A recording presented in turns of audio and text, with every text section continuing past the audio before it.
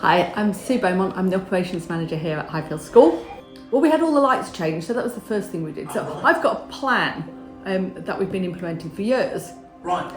Which is kind of like an operational plan. And one of the first things we did was we changed all of our lights. So we had the old strip lights, the old strips with fly catching plastic with strip lights. Yeah. And we replaced all of those probably 2019, I think, with LEDs. LEDs. Yeah. We did that through the whole school. It was quite expensive, but it saved us money immediately. Water and energy, that's very much within my remit.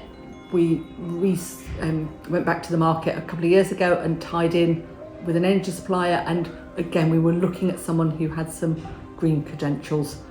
We're looking at food and food waste and using local suppliers. So when Sally took over in the kitchen, it's something that her and I were talking about. Who are we using locally? Can we use more local companies? Can we do it smarter? So she's now, instead of shopping a few times a week, we just have one food delivery coming in. So it's just it's really integral to everything we do here.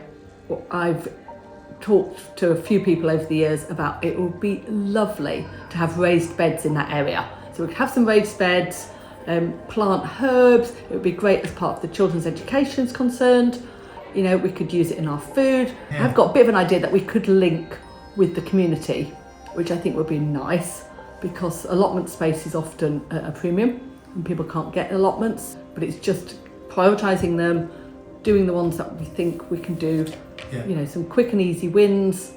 So for example, rewilding the borders is a pretty quick and easy win, really. We get governors to buy into it. We talked to the grounds team about not mowing all the way up to the edge. Yeah, that is a great idea. Let's just make it happen. It'll save a bit of money, which we can then reinvest in something else.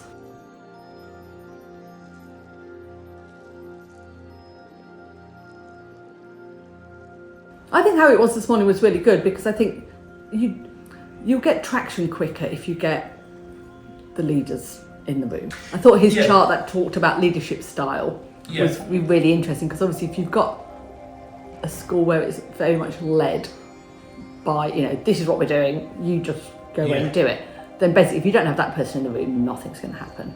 We do have this growth mindset, so other people, if Sally heard something this morning about the food side of it, she'd have no concerns about knocking on Sarah's door or my door and saying, I've been thinking about that thing that we talked about yesterday. I do agree with you. If you don't get the traction at the top, you're going to really struggle. For me, it's just so basic and ingrained. I think it's if they don't see how it's relevant to their school, I think that's really quite horrifying in this day and age, because it just impacts on everything they should be looking at, really.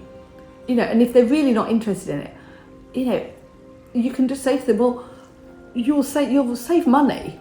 So if they're not interested in doing it for the right reasons, actually these things do have paybacks. They do, if you waste less food, if you waste less water, that's an impact on your bottom line.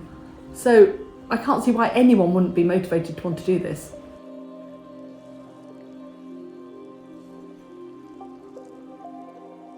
So we'd like to do solar. We've had a quote for solar, and we've had it's in a perfect world we'd do the whole thing, but the company that we've been talking to, a local company, can do it in bits.